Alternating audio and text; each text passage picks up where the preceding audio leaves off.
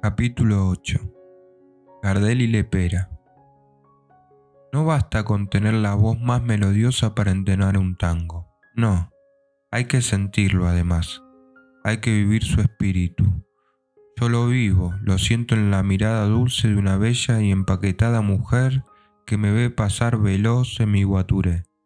Sé que soy el tango cuando al salir del hipódromo me siguen con la vista los muchachos de la popular. No me engaño cuando el sastre se esmera por hacerme su mejor traje o la vendedora me busca entre todas la corbata más linda. Sé que el homenaje es el tango. Yo soy para ellos el tango y me gusta porque así soy más criollo. Aun cuando entono una dulce canción francesa, aun cuando la gente me escucha las bellas notas de Parle-moi d'amour. Yo sé que soy el cantor de tangos que se presta para otras canciones. Carlos Gardel. El 20 de agosto de 1931, cuando Gardel regresaba a Buenos Aires a bordo del Conte Verde, acompañado de sus guitarristas, la actriz española Gloria Guzmán, con quien había tenido un breve romance, y el gerente del Cine Teatro Broadway de Buenos Aires, Augusto Álvarez.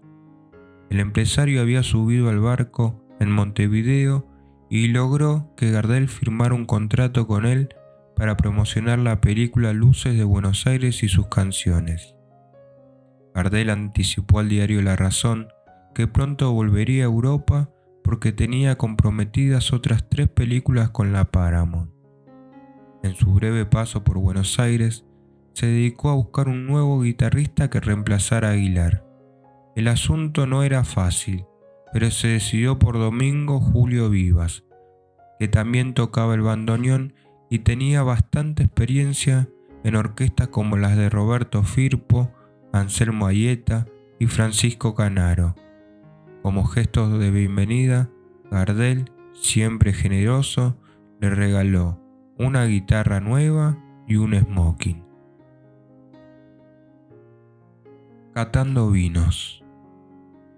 Por aquellos días disfrutó de sus tradicionales salidas con amigos y las cenas en sus lugares preferidos como el Tropezón, que, tras un derrumbe en 1925, había mudado su local a Callao 248, la Emiliana, de Corrientes casi esquina Uruguay, y el pabellón de París del Hipódromo. Algunos sitúan allí una anécdota sobre un falso catador al que Carlito le hizo pasar un mal momento, según contaba su amigo Carlos Marín. En cierta ocasión, había conocido a un individuo que se vanagloriaba de ser un inigualable catador de vinos, tan formidable que muchas veces le bastaba con olerlo para determinar su procedencia y su nombre. Como le pareciera exagerada su afirmación, Gardel, decidido a hacerle una broma y poner a prueba si era realidad todo lo del catador que se decía, reunió a varios amigos y luego de imponerles la sorpresa que pensaba preparar, tomó una botella de champán, le puso una etiqueta que ostentaba un nombre desconocido, la llenó de un vino bien ordinario y le agregó una buena dosis de bicarbonato para su efervescencia. Luego de lo cual, para darle sensación de añejo, la ensució con barro y la enterró en el jardín de la casa de uno de sus amigos que estaban en el secreto. Al día siguiente, invitaron a una cena al mentado catador y cuando llegó el momento de servir el vino, Gardel, dirigiéndose al especializado, le dijo: «Buen amigo, ahora esperamos que usted nos descifre la procedencia de este vino que, como verá, tiene muchos años», y acto seguido le abrió la botella, cuyo contenido por efecto del bicarbonato se derramó en abundante espuma. El catador comenzó a saborearlo a sorbitos, haciendo un ruido particular en la lengua, hasta que en un determinado momento dijo: «Pero este es muy...» y no alcanzó a terminar la palabra «bueno», pues todos los presentes, incluso Gardel, la emprendieron a almohadonazos, dándole así una lección al presunto catador de vinos que no era tal. Gardel no faltaba nunca a sus religiosos domingos de Palermo. A la salida de una de esas ceremonias, en plena derrota por los caballos lentos, cuentan que se le acercó un hombre y le dijo: «Tengo hambre y frío, don Carlos. ¿Me da para un café con leche?». A lo que el zorzal le contestó: «Mira, hermano, he perdido hasta el último mango en el hipódromo. Para comer no te puedo dar, pero para el frío tomá». Y se sacó su sobretodo y se lo regaló. En septiembre brilló en programas radiales y en grabaciones junto a Barbieri y Riverol, entre ellas la de Tomo y Obligo, y comenzó a presentarse 2 veces por día en el Broadway de la calle Corrientes. Sobre su actuación en el Broadway y el diario La Nación, destacaba el cambio de repertorio. Ha vuelto, sobre todo, cantor de tangos, a excepción de un estilo, la querencia, con que dio comienzo. Todos los restantes fueron tangos, como si evolucionara cada vez más del aire campero a la música de arrabal. Tangos y algunos de ellos como Mano a Mano y Lo han visto con otra, que arrancaron ruidosos aplausos, además de Anclado en París, que se cantó anoche por primera vez en Buenos Aires, de Cadí, Camo y Barbieri, y que gustó por su música sencilla y directa y la leve emoción que trasunta. Y, ya próximo a terminar, entre los sucesivos números fuera de programa, Gardel cantó con mucho sentimiento una romanza de Nápoles, que puso su nostalgia y su sello cosmopolita junto al arrabal todavía vibrando en las cuerdas de la guitarra. Los problemas de la canzoneta. Como vimos, entre los temas elegidos para su actuación en el Broadway, Gardel incluyó una canzoneta interpretada en dialecto napolitano. A Carlitos le fascinaba ese género, pero una parte de la prensa y el público no compartía su opinión. El periodista Carlos Raúl Muñoz, más conocido como el Malevo Muñoz o por su seudónimo literario de Carlos de la Púa, que había ido con Discepolín a ver la actuación, se indignó. En la sección de espectáculos del diario Crítica, el 15 de septiembre de 1931, publicó una nota con el título: «Che, Carlitos, larga la canzoneta». «Mira, Monorcho, por llamarte como los muchachos de antes, vos sabés bien que yo soy un amigo sin grupo. Vos sabés que soy incapaz de tirarte porque sería tirarme sobre algo mío, como son las cosas que vos cantás y que te dieron nombre, pero siento la necesidad de decirte esto, que me sale del corazón. Largá las gringadas esas, que serán muy bonitas, pero que a nosotros no las concibimos cantadas por vos. No profanes, hermano, las cosas nuestras que te dieron gloria y guita, alternándolas con esas macanas franco-napolitanas que no nos interesan, no las sentimos y que, bueno, no te dejes engrupir, Carlitos».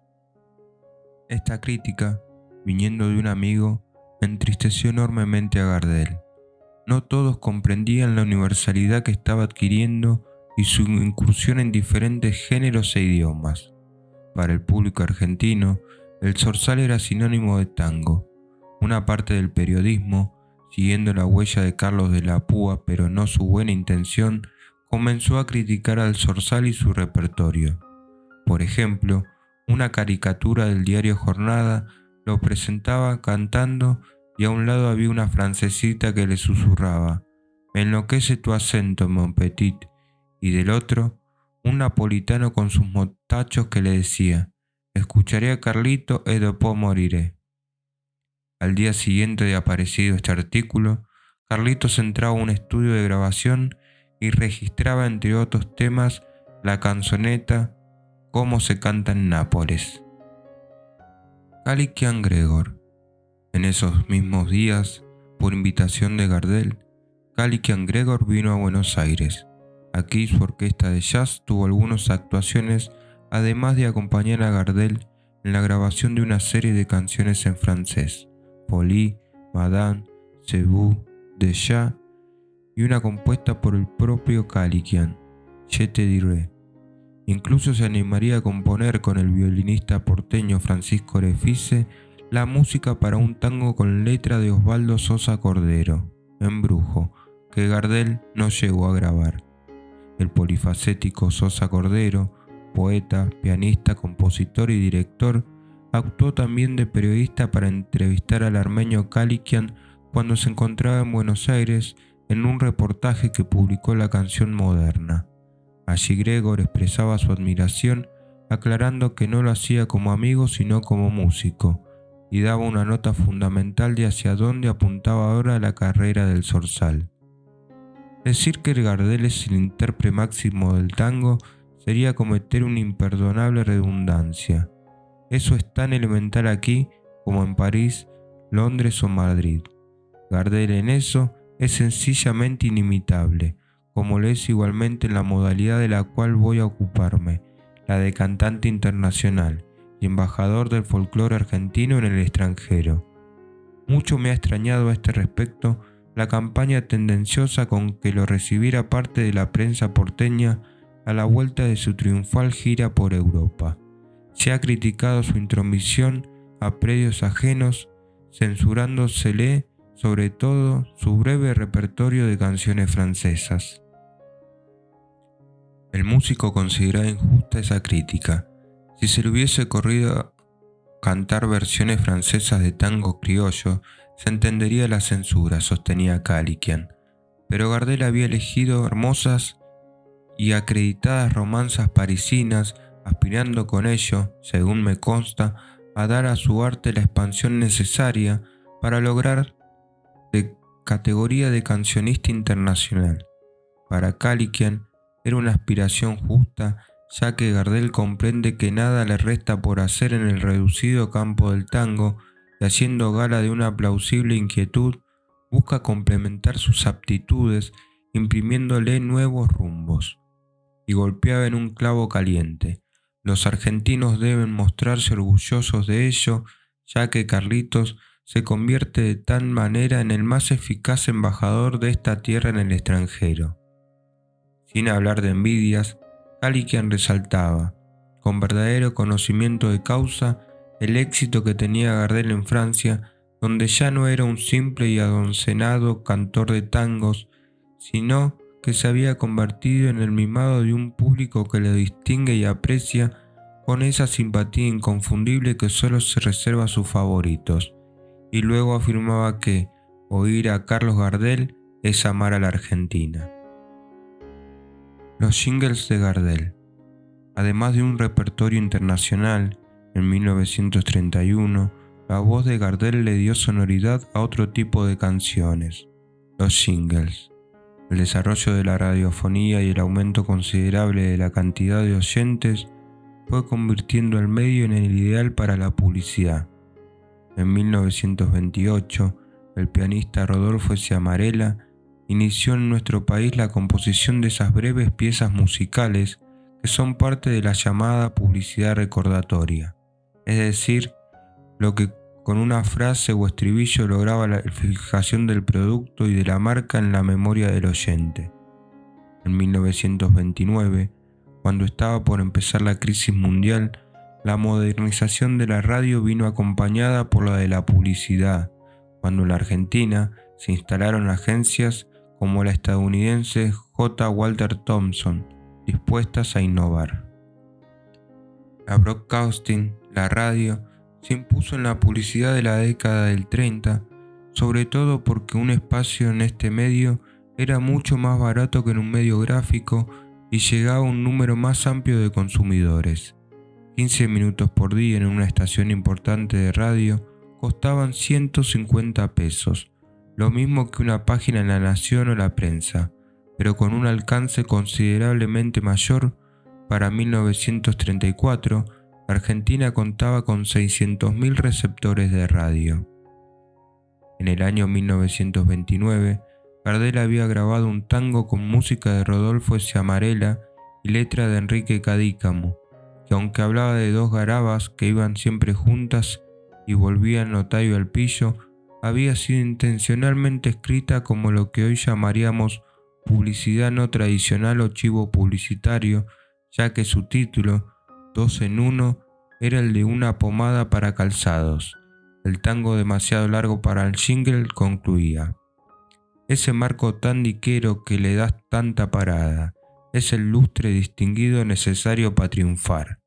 Lo han junado por un par de timbos al fajarle una lustrada, cómo cambian su pobreza y se ponen a brillar. También, con todo ese brillo, ¿quién no se va a encandilar?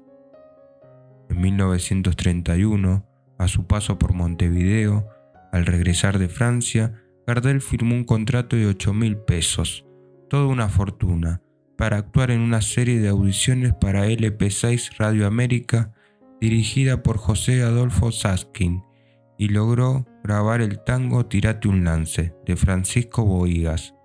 Era una publicidad del vino Toro de las bodegas Giol, anunciante de la emisora y más específicamente de su concurso para ganarse un auto de Soto, y la letra decía: «Che Teodoro, no te amargues, que el que tiene una princesa de ojos negros soñadores, como el ángel que tenés, tiene que ser muy chitrulo para agujerearse la cabeza. A la vida hay que guapearla aunque venga del revés. Tenés fe, seguí adelante, no arrolles como un incauto, y a tu novia no le empañes el cristal de la ilusión. Vos querés pegarle un tiro porque ella quiere un auto, escuchá mi dato brujo y será tu salvación. Tirate un lance, tomá vino Toro, que esta en 10 tapitas es la combinación. No pierdas el tiempo, metele Teodoro, pensá en tu pebeta, juntá pa' un cupón. Tirate un lance, tomá vino Toro, que el gran concurso te podés armar de un regio de Soto, que vale un tesoro y el sueño de tu novia se va a realizar. Ya te veo, che Teodoro, muy risueño en el volante, por Florida, por Corrientes y por todo el Rosedal, reluciendo la belleza de tu pibe interesante, que es el sol más papiruso que brilló en el arrabal.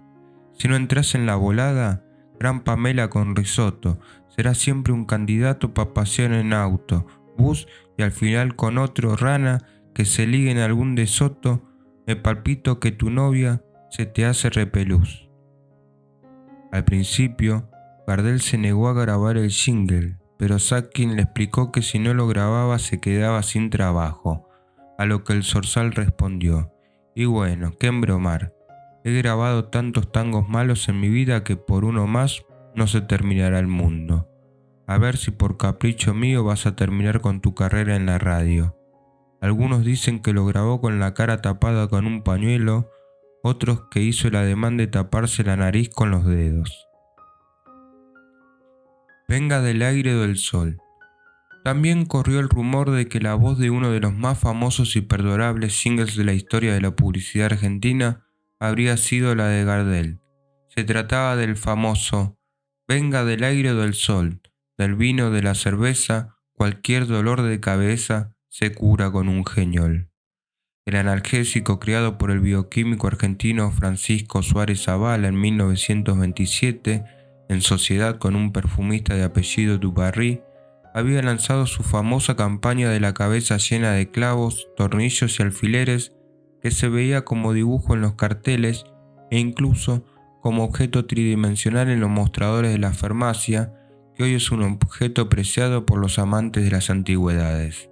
En 1930, por la radio empezó a oírse el jingle, registrado por Antonio y Jerónimo Sureda, tomado del tango Venga de donde venga, aunque no falta quienes lo atribuyen a una maestra rural, Aurora Suárez, quien habría escrito los versos para un concurso organizado por el laboratorio farmacéutico. La maestra no había ganado demasiado, solo una caja de 100 comprimidos de geñol. En todo caso, quien grabó el jingle no fue Gardel, sino el cantor y compositor Juan Carlos Marambio Catán. Mano a mano no hemos quedado. Al regresar de Francia, en octubre de 1931, Carlitos recaló en Montevideo, donde actuó en el Rex Teatro, en su querido Teatro Artigas, y le concedió un reportaje a la revista Cancionera. Ante todo quiero hablar de este público, de mi público, podría decirle. ¡Qué maravilla! Me quiere más de lo que merezco. Miren que he recorrido algunos países. Pues amigo, no le exagero cuando le digo que hay una sola comparación para hacer con el público oriental y el parisino, que tiene iguales características. Se da por entero al artista de sus preferencias, elige bien o mal, esto no puedo decirlo yo, y expresa su admiración con entusiasmo, con devoción, con altura. Siempre vengo al Uruguay con ansias y me retiro con pesar por dejarlo. Al llegar a Buenos Aires, quedó claro que su relación con Razzano ya no era la misma. Para Gardel, su rol como agente ya no respondía a las necesidades de su carrera internacional. Poco a poco, Armando De Fino fue sustituyéndolo en el manejo de sus finanzas. De Fino lo contaba así. Desde hacía tiempo que sus relaciones comerciales y amistosas con Razzano se iban resintiendo, aunque sin trascender la barrera del círculo íntimo. El optimismo siempre creciente de Razzano le impedía ver la realidad de las cosas. Confiaba en el futuro, pero olvidaba que ese futuro dependía exclusivamente de Carlos, siempre que mantuviese su voz y su físico. Razzano continuaba abrigando la esperanza de volver a cantar y nos manifestaba que cada día mejoraba su voz, pero en realidad no cantaría más. José dirigía y administraba y Carlos acataba, casi incondicionalmente, sus resoluciones. A aquel le bastaba con contratos y dinero suficiente para atender sus necesidades y obligaciones. Pero los años pasados, esos años de idealismo y de constante y agotador trabajo, trajeron como consecuencia el cansancio y, como lo dije, la incertidumbre de su porvenir. El artista seguía siendo el idealista de siempre, pero el hombre se llamaba fríamente a la reflexión. Luego agregaba, hablando de la ruptura con Razzano. Quien fuera su compañero en los comienzos se vio ampliamente favorecido por la generosidad de Carlos, quien durante los años le prestó su ayuda, semejante a una sociedad hasta la ruptura definitiva ocurrida en el año 1933, resolución que se vio en la necesidad de adoptar no tan solo por su prestigio artístico, sino también en defensa de sus intereses personales. También reflexionaba. A Carlos había que cuidarlo en ese aspecto porque no le daba valor al dinero cuando se trataba de ayudar a alguien, ni al dinero ni a otras cosas. Obedecía a los reclamos de su generosidad de cualquier manera y en cualquier parte. Daba lo que tenía a mano aunque no fuese dinero. ¿Te gusta?, te decía, llévatelo. Desnudo y con anteojos. El martes 27 de octubre de 1931, Gardel realizó una grabación con Canaro. Era un día muy caluroso y el sistema de ventilación del estudio no funcionaba. Grabaron empapados en sudor, tanto que Carlos se sacó la ropa y se quedó solo con los zapatos y los anteojos que necesitaba para leer las letras de las canciones. Esto escandalizó al técnico de grabación de origen alemán, que le gritó: «Pero señor Gardel, ¿qué quiere decir esto?». A lo que Carlito contestó: «Esto quiere decir, viejito, que no tanto hacerte el estrecho, que a mí me han pasado el santo que vos en Alemania eras una buena mandarina». El cantor parecía no encajar con las costumbres argentinas de los años 30. Al día siguiente de su célebre grabación en traje de Adán, como se decía por entonces, Gardel se tomaba el Conte Rosso, partía otra vez hacia Europa.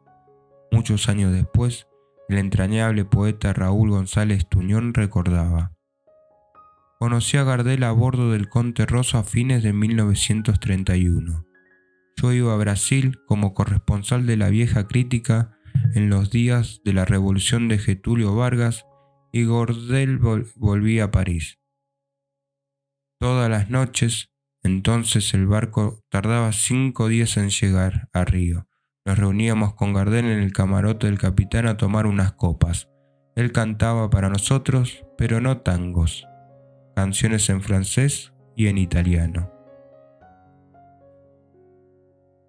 A Europa sin guitarristas.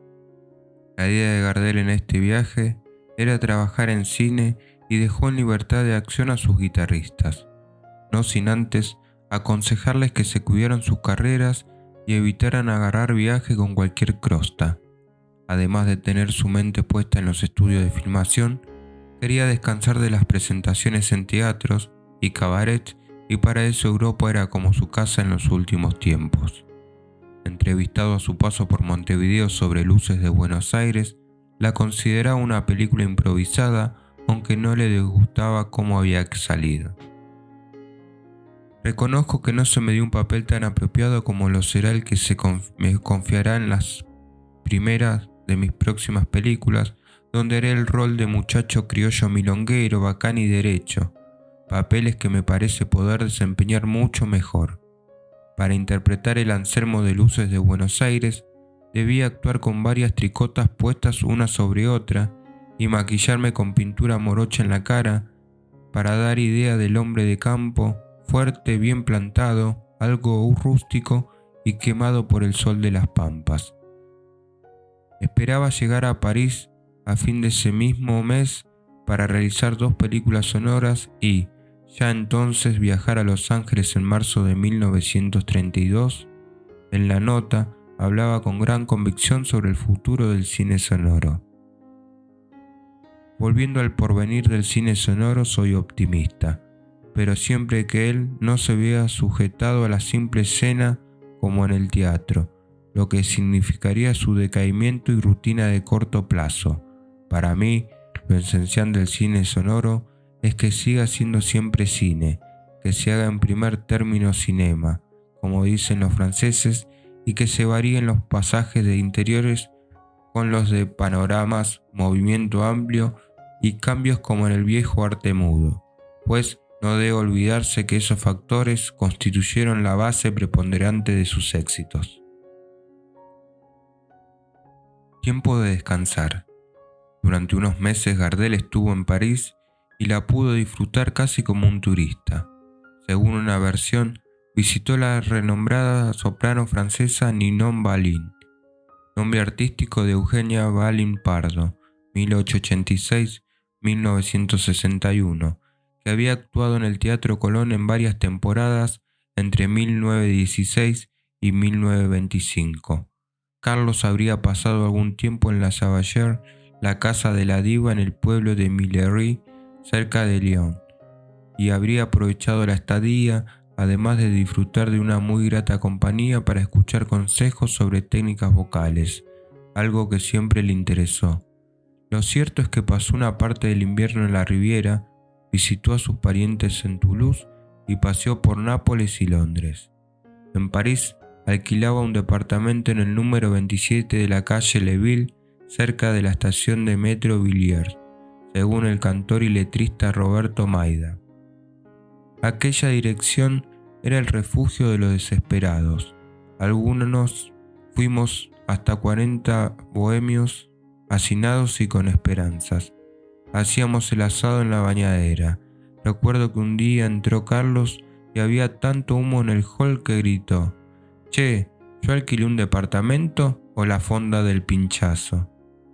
Caminando por esas callecitas parisinas, escuchó el ruido de un avión y le dijo a su amigo Luis Mandarino: «Che, Tano, mirá para arriba. En uno de esos pájaros seguro que no volaría, porque si se viene abajo no se salva a nadie». El abasto en Londres.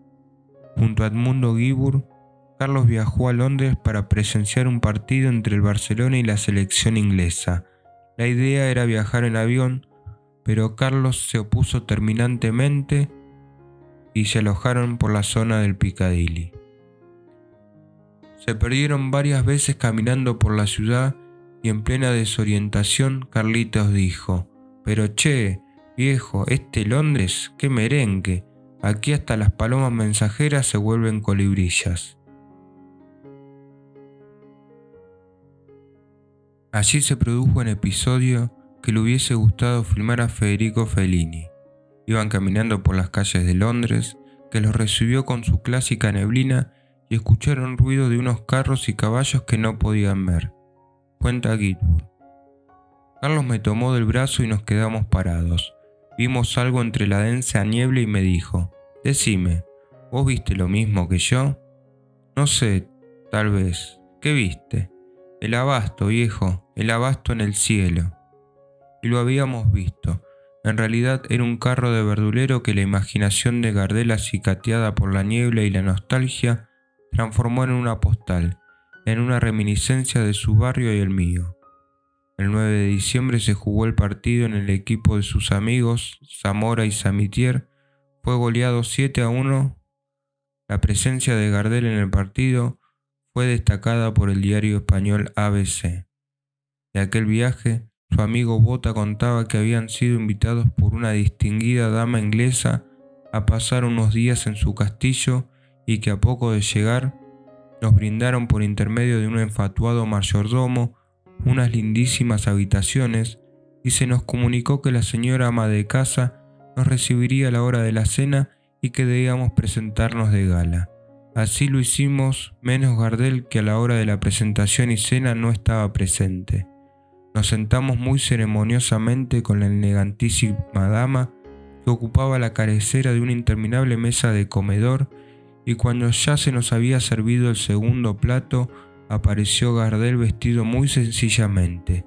Se fue muy tranquilo a la cabecera de la mesa, se presentó a la encumbrada dama y luego, amparado en una deliciosa sonrisa, le dijo: «Mi simpática señora, le hago una aclaración.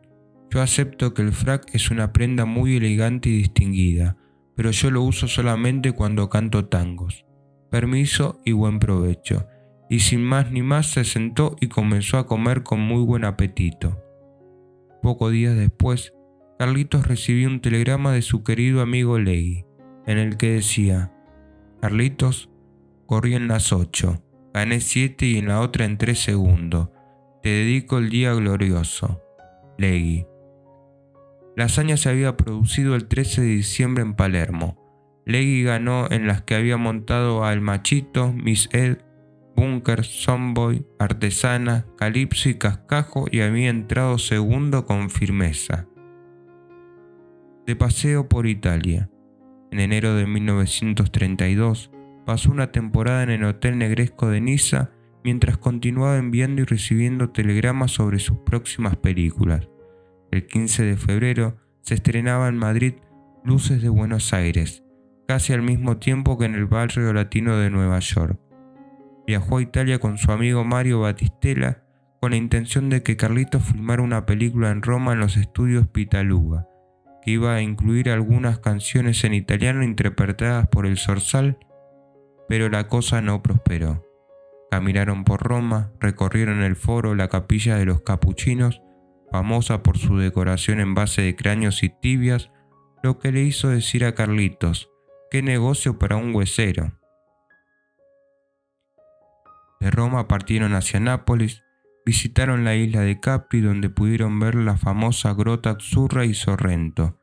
Sobre el Vesubio le dirá Carlitos a un amigo: «¿La vista del Vesubio? Magnífica, che, inolvidable. Aunque te voy a decir que hay mucho cuento. Te voy a explicar. Del otro lado del volcán ponen a unos tipos contratados para fumar un cachimbo todo el día. Entonces sale esa humareda bárbara y los turistas pican. Negocio, viejo». Siguió deleitándose con los maravillosos paisajes y las exquisiteces de la comida del sur de Italia. La pizza napolitana, con más masa que la que se comía en Roma, muy parecida a la que le volvía loco en Buenos Aires, y de postre el babá imperdible. Por la noche asistieron al Trianón a un concierto de Gennaro Pasquarello, 1869-1958, el rey de la canzoneta, quien al final de la función los recibió en el camarín y los invitó al Café Bella Napoli, donde se produjo un simpático intercambio. Gardel cantó canzonetas y Pasquarello tangos. Camino hacia París, Carlitos aprovechó para visitar a su novia Isabel en Milán, donde estaba estudiando canto.